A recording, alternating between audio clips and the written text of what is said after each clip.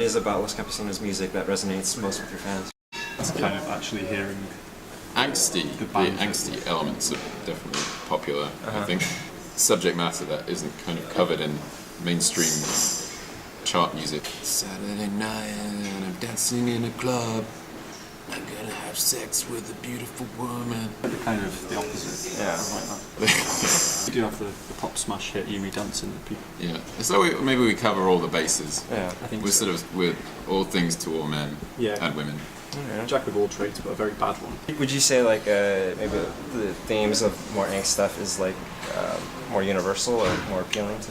Hopefully everybody has a little bit of angst in their life. Ryan Gosling is probably. He probably doesn't have a lot of Ever angst. experienced. His method acting, I'd imagine, is him kind of deliberately trying to create angsty situations so he can kind of desperately empathize with everybody else in the world that isn't him. Maybe it's angsty being Ryan Gosling because you're the only one who isn't angsty. Yeah, I think it is it's a fairly universal thing, but I think certain people don't really, that kind of theme doesn't really appeal to everybody. No. A lot of people want music to be Get drunk and escapism, exactly, yeah. And so maybe we tell it how it is. And I think that in that sense, when you're dealing with the minutiae, you're writing around the subject and you're kind of creating a silhouette of the big issues, maybe. Yeah. I've heard that LosCampesinos was written by Gareth or in part through a breakup. Hard for him, but quite fortuitous for us. Yeah.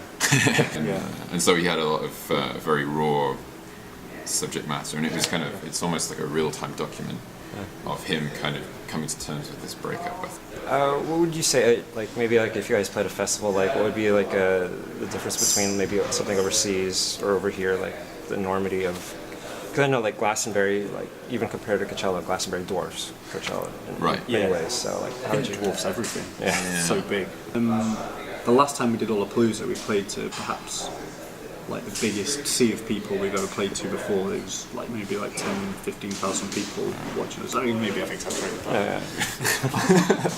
It might be 1 million. 1 million people. Back to the album stuff. Is it too far ahead to start thinking about?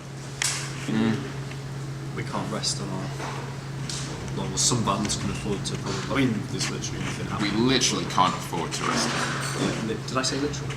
Just spread an album cycle out over 2 or 3 years and get 6 world tours in that time. But yeah, I suppose we probably could. It just wouldn't seem. I don't know. Like I think we'd get bored, wouldn't we? Yeah. I think we're doing it, so we might as well just.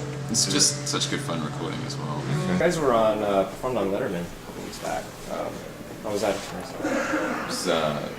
It went very quickly. Really weird. Yeah. And then we came and did like a sound check and a camera check at like midday, and then we went back about 6 in the evening, 10 to 7. Because the show's recorded the day before. At 10 to 7, we got a stage call.